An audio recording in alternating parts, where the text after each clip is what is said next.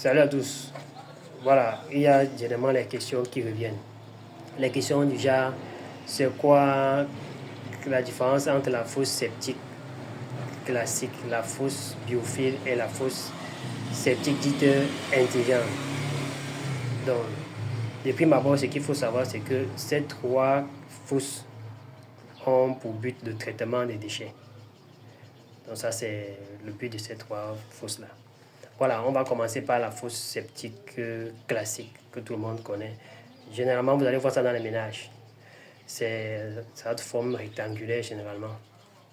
Et c'est en plusieurs compartiments. Ça peut être 2, 3, 4, voire plus compartiments. Maintenant, il y a un tuyau de respiration qu'on met généralement, que le plombier met généralement. Je dis bien, nous sommes sur la fosse septique classique. Il y a un tuyau de respiration que le plombier met pour faire échapper le gaz. Parce que dans la fosse septique, là, il y a du gaz à l'intérieur. Toute la matière qui vient des WC va entrer dans cette fosse. C'est normal qu'il y ait ce gaz-là parce que cette matière organique-là se décompose. Quand c'est décompose, il y a donc ce gaz-là qui s'échappe. Donc, pour éviter de laisser le gaz à l'intérieur et ça peut créer des problèmes, il faut donc faire sortir ce gaz-là. C'est pour ça que vous voyez le tuyau de respiration. Les plombiers mettent souvent ça, ils appellent ça le tuyau d'aération. Donc, ce gaz-là va dans la nature. C'est que c'est le méthane, ça pollue l'environnement. Maintenant, associé à cette fosse septique-là, il y a un puisard. Et le puisard qui est à côté permet de récupérer ce qui a été traité dans la fosse septique. Et il récupère ça. Généralement, ce qui passe du puisard, c'est au niveau liquide. Donc, c'est la partie liquide qui se traite pour envoyer dans le niveau du puisard. Et raison pour laquelle on dit que le puisard, on ne doit pas creuser de façon qu'on doit être en contact avec de l'eau. Donc, on doit creuser pour éviter d'être en contact de l'eau. Parce que le voisin peut avoir un puits ou un forage. Si vous obtenez de l'eau, la communication doit être facile et très rapide. Et ça peut créer beaucoup de dégâts. Donc, ça, c'est pour la fosse septique classique. Il y a aussi la vidange. Voilà. Il faut spécifier la différence. Il y a la vidange. La fosse septique, généralement, je dis bien sûr la forme qu'on construit actuellement. Parce qu'on ne construit pas en respectant les règles. C'est pour ça que, par exemple, laquelle on vidange rapidement. Donc, il y a aussi la vidange. Donc, elle est ultra rapide. Quand vous vidangez la première fois, peut-être après 4, 5, 6 ans, voire plus, maintenant le temps de vidange entre la première et la deuxième fois est un peu plus court. Et plus le temps passe, ce temps-là se rétrécit. Donc, c'est comme ça que ça se passe. Voilà un peu la différence. Maintenant, c'est qu'il y a d'autres différences et tout, on ne va pas s'étendre tout, sinon la vidéo est extrêmement longue. Maintenant, il y a la fosse biophile. La fosse biophile ici a pour rôle aussi le traitement de la matière organique qui vient des WC. Et ici, elle est un peu plus petite en termes de dimensions. Les dimensions sont un peu plus réduites. En termes de coût aussi, elle est un peu plus moins chère que les deux autres fosses. Donc ça, c'est en termes de coût et en termes de surface que ça occupe, elle est un peu plus réduite. Donc voilà un peu la différence entre la fosse biophile et les autres fosses. Donc surface réduite, le coût aussi moins élevé et aussi elle est non vidangeable. Quand ici non vidangeable, c'est que la vidange vient après peut-être de 10 ans, 15 ans, peut-être plus. Et lorsque bien quand on vidange cette fosse-là même, il n'y a presque pas d'odeur. Je dis bien presque pas. Il n'y a presque pas d'odeur. Donc ça, la différence. Or, ce qui est contraire avec la fosse septique classique, quand on vidange, vous voyez toujours les odeurs. Et on vidange généralement la fosse. Donc on parle de cas où on vidange la fosse. Donc quand on vidange la fosse biophile, il n'y a vraiment pas d'odeur. Ou presque pas, si vous voulez. Il n'y a pas d'odeur. Donc voilà un peu. Et quand on vidange la partie solide, parce que la fosse biophile est construite avec des filtres. Il y a aussi raison pour laquelle l'utilisation de la fosse biophile est un peu complexe. Parce qu'il y a beaucoup d'éléments qu'il ne faut pas. Il faut d'abord rappeler ici que les interdits, c'est la même chose de partout. C'est-à-dire le savon, tout ce qui est matière ferreuse, tout ce qui est produits pharmaceutiques. Les fois, ça n'accepte pas, on n'accepte pas, ça c'est pas bon. Sinon, ça va créer un dysfonctionnement. Maintenant, la fosse biophile aussi a cette particularité-là que chaque fois, il faut amener les bioenzymes. Parce que pour que la matière puisse se décomposer, et la matière organique, bien sûr, puisse se décomposer et être liquide, et que la partie solide reste en haut au-dessus du filtre, il va falloir un élément qui puisse décomposer rapidement cette matière. La raison pour laquelle ceux qui font des fosses biophiles, ils ont généralement le bioenzyme, un élément qu'ils mettent à l'intérieur. Et on met ça à chaque fois, il faut renouveler pour que ça décompose rapidement cette matière organique-là.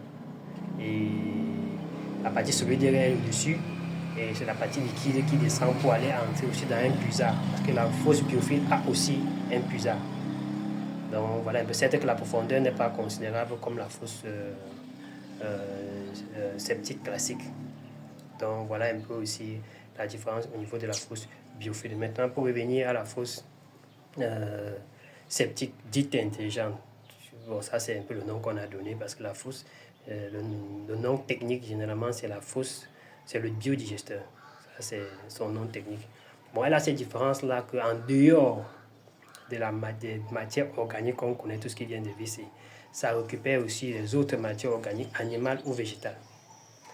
Je m'explique. Si en dehors de la matière des WC, ça peut aussi recueillir tout ce qui est ordures, les déchets de ménage. Même si vous avez les herbes, vous découpez et vous les mettez dans cette fosse septique intelligente-là. Donc c'est ça son rôle, ça piège tout type de matière, tout ce qui peut pourrir. Même si vous avez les animaux qui décèdent, il suffit seulement de découper les broyer, vous les mettez à l'intérieur, c'est tout. Donc le gaz maintenant ne va pas se déverser dans la nature, ce qui est différent avec les deux autres fosses. Parce que les deux autres fosses, il y a aussi une aération qu'on met là, il y a des aérations qu'on met. Mais la fosse septique dite intelligente n'a pas d'aération, ça n'existe pas. Parce que le rôle c'est de piéger ce gaz-là. Ce gaz-là doit se fermenter et être combustible. C'est ça le rôle avec la fosse septique dite intelligente, ou le digesteur en langage technique. Donc maintenant, quand ça récupère toute cette matière-là, organique-là, cette matière se dégrade. Quand ça se dégrade, ça libère donc un gaz. C'est ce gaz-là qu'on appelle biogaz. Ce gaz-là peut être utilisé pour faire la cuisine. Ça peut être aussi utilisé pour avoir de la chaleur. Ça peut être utilisé pour l'éclairage ou produire de l'électricité. Aujourd'hui même, on fait déjà du biocarburant avec ce gaz-là. Donc voilà un peu la différence. Et maintenant, à côté de ça, dès que ce gaz-là est extrait de cette matière-là, à côté, vous allez avoir du biofertilisant. Cette matière devient du biofertilisant. Donc, qui est riche c'est du compost en fait. Pour ceux qui connaissent, c'est du compost. Il faut vous connaître les vertus du compost, l'engrais liquide. Donc, on utilise ça pour faire des champs. On peut aussi utiliser ça comme aliment pour bétail. Maintenant, comme on parlait de la vidange, au niveau aussi de la vidange, elle est aussi non vidangeable.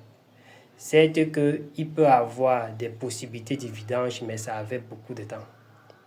C'est-à-dire ça, c'est quand généralement il y a problème que l'intervention, on peut avoir accès facile.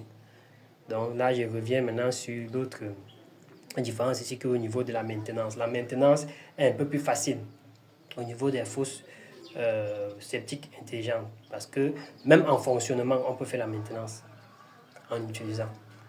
Et on peut même vidanger cette fosse-là, puisque pour quelqu'un qui fait des champs, on peut vidanger cette fosse-là pour aller faire son champ avec et ça n'impacte pas l'utilisation.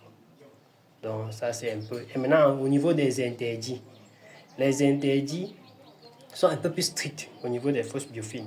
Alors, au niveau des fosses septiques dites intelligentes ou des biodigesteurs, les interdits, ça passe un peu, vous voyez. Ça veut dire quoi? Pour que la fosse rompe carrément son système de production, il va falloir apporter beaucoup en excès en termes des interdits. Il va falloir que l'apport soit un peu plus élevé. Donc voilà un peu. Maintenant, de l'autre côté, vous pouvez faire le puisard ou non pour la fosse septique intelligente. Donc vous pouvez faire le puisard ou non. Si quelqu'un ne doit pas utiliser son engrais pour pouvoir peut-être nourrir son bétail ou pour ses champs, il peut y mettre dans un puisard pour pouvoir envoyer dans le trou plein après traitement. Donc voilà, mais en termes d'espace, il occupe un peu plus d'espace par rapport à la fosse septique classique. il occupe un peu plus d'espace. Mais cet espace-là est enseveli. Il y a 60 à 70% de cet espace-là qui est enseveli. Donc la voiture peut aller passer dessus, ça ne dérange pas. Donc voilà un peu la différence entre les trois. Mais en termes de coût, maintenant, ça varie en fonction du volume. Donc voilà.